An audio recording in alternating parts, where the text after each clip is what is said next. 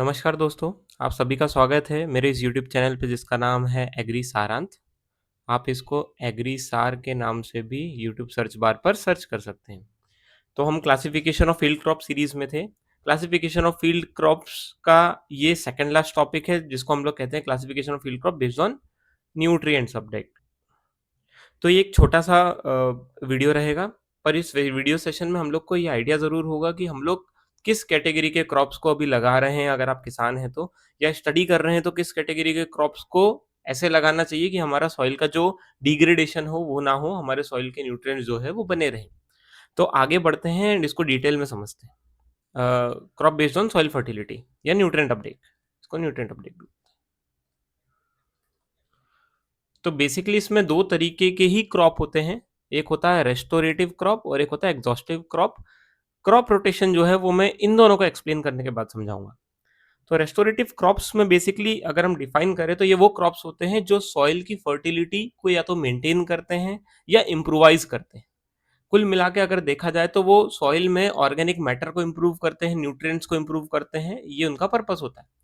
ऐसे क्रॉप्स के एग्जांपल है लेग्यूम्स, जिसमें आता है groundnut, cowpea, green gram, black gram, soybean और ऐसे कुछ अलग अनाज। ठीक है। वेरेज अगर हम एग्जॉस्टिव क्रॉप्स की बात करें तो एग्जॉस्टिव क्रॉप्स वो होते हैं जो सॉइल से न्यूट्रिएंट एब्जॉर्ब कर लेते हैं और उनको एग्जॉस्ट कर देते हैं, सॉइल को और फर्दर डिग्रेड करते हैं। तो वो क्रॉप्स जो होते हैं जिन जो लार्ज अमाउंट में न्यूट्रिएंट सॉइल से एब्जॉर्ब करते हैं अपनी हाई यील्ड के लिए, वो क्रॉप्स कहलाते हैं एग्जॉस्टिव क्रॉप्स। इनका एग्जांपल है मक्का, मेज, व्हीट, राइस। कैश क्रॉप्स इनके एग्जांपल में आता है, जैसे शुगर केन है, कॉटन है, सनफ्लावर है। ये सॉइल से बहुत ज़्यादा मात्रा में न्यूट्रिएंट्स एब्जॉर्ब करते हैं। एज़ अ रिजल्ट सॉइल जो रहता है उसमें न्यूट्रिएंट्स जो रहते हैं वो उनके लेवल्स डाउन चले जाते हैं, राइट? तो अगर हम न्यूट्रिएंट के रोल के हिसाब से देखा जाए तो रेस्टोरेटिव क्रॉप्स में स्पेसिफिकली अगर मैं लेग्यूम्स की बात करूँ तो नाइट्रोजन फिक्स करने में मदद करते हैं।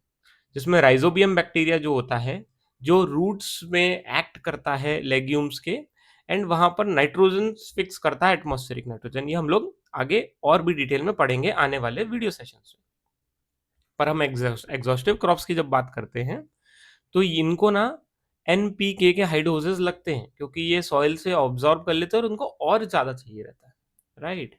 एंड इनका इफ़ेक्ट जैसा कि आप समझ ही पा रहे होंगे, रेस्टोरेटिव क्रॉप्स की जो इफ़ेक्ट है सॉइल में, वो ऑब्वियसली फर्टिलिटी बढ़ाता है, सॉइल का स्ट्रक्चर इम्प्रूव करता है। Exhaustive crop by name by definition कहीं न कहीं वो फर्टिलिटी डिप्लीट करता है और अगर कंटीन्यूअसली लगा जाए तो डिग्रो और करते जाता है। हम फार्मिंग के रोल पे बात करें तो एग्जॉस्टिव क्रॉप्स को हमेशा प्लान किया जाता है या तो रेस्टोरेटिव क्रॉप्स के बाद या फिर नेक्स्ट इनकी साइकिल कुछ ऐसी रहती है, या तो रेस्टोरेटिव क्रॉप्स पहले लगेगा फिर एग्जॉस्टिव क्रॉप्स, या एग्जॉस्टिव क्रॉप्स के बाद में हम लोग रेस्टोरेटिव क्रॉप्स लगाते हैं। तो ये बेस्ट सजेशन होता है। अगर हम एग्जॉस्टिव क्रॉप्स की बात करें तो ये सॉइल डिग्रेड करता है जैसा डेफिनेशन दिया था, अगर रोटेशन नहीं किया गया तो। रोटेशन का मतलब ये होता है कि एक बार अगर हमने एग्जॉस्टिव क्रॉप लगाया, हमारे पास अगर 3 सीज़न का मौका मिलता है, रबी, खरीफ, ज़ैद, तो हम तीनों सीज़न में अगर हम एग्जॉस्टिव क्रॉप्स लगाएँ, तो वो कहीं न कहीं सॉइल जो रहता है वो अपना फर्टिलिटी लूज़ कर देगी। अगर हम इसमें एक एग्जॉस्टिव क्रॉप लगाएँ, फिर उसके बाद रेस्टोरेटिव क्रॉप लगाएँ, फिर एग्जॉस्टिव क्रॉप लगाएँ, अगर इस तरीके से हमारी साइकिल चलती रही, तो सॉइल कहीं न कहीं अपना फर्टिलिटी मेंटेन करके रखेगी। बेनिफिट्स डेफिनिशन से ही समझ में आ रहा है। पर अभी आता है एक क्रॉप रोटेशन टॉपिक। अगर हम जस्ट बात करते हैं क्रॉप्स, तो यही 2 हैं, restorative crops and exhaustive crops. But in 2 topics का 90% इनका जो सपोर्ट है, इनकी डेफिनिशन है, उससे एक टॉपिक और समझ लिया जा सकता है, वो है क्रॉप रोटेशन। जो मैंने अभी बताया कि एक क्रॉप एग्जॉस्टिव लगाना, फिर एक रेस्टोरेटिव लगाना, फिर एक एग्जॉस्टिव लगाना, ये कहलाता है क्रॉप रोटेशन। ये प्लान्ड सीक्वेंस होता है।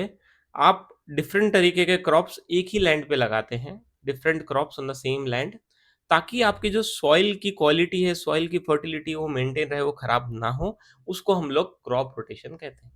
तो restorative crops and exhaustive crops को आप अल्टरनेटिवली लगाओ, it is the best example of crop rotation.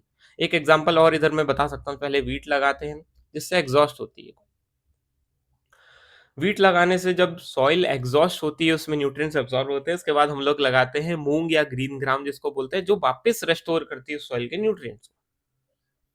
Then हम लोग फिर से राइज लगाते हैं ताकि वो एग्जॉस्टिव हो। जस्ट एन एग्जांपल कि आप इस सीक्वेंस में लगा सकते हैं एक प्लांट सीक्वेंस।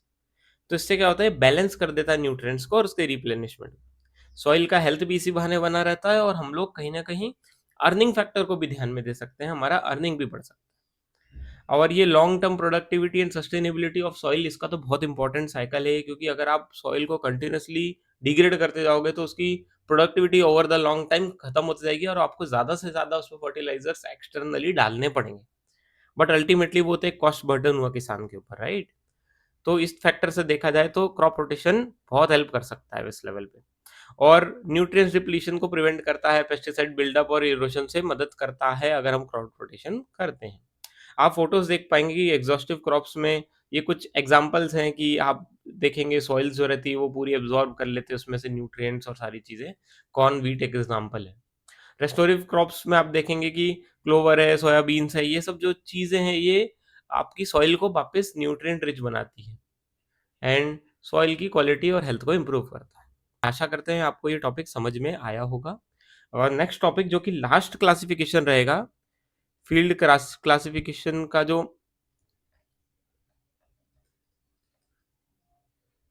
जो लास्ट टॉपिक है, that is based on special purpose.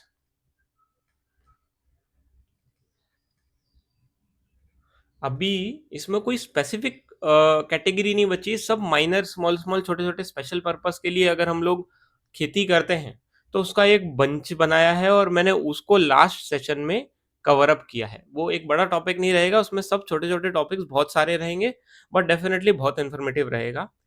Please stay tuned for these videos. अगर आप खेती रिलेटेड एंड खेती के बारे में इम्प्रूवमेंट करना चाहते हैं, अपनी खेती इम्प्रूव करना चाहते हैं, तो मेरे वीडियोस जरूर देखें। Thank you so much. Thanks for watching.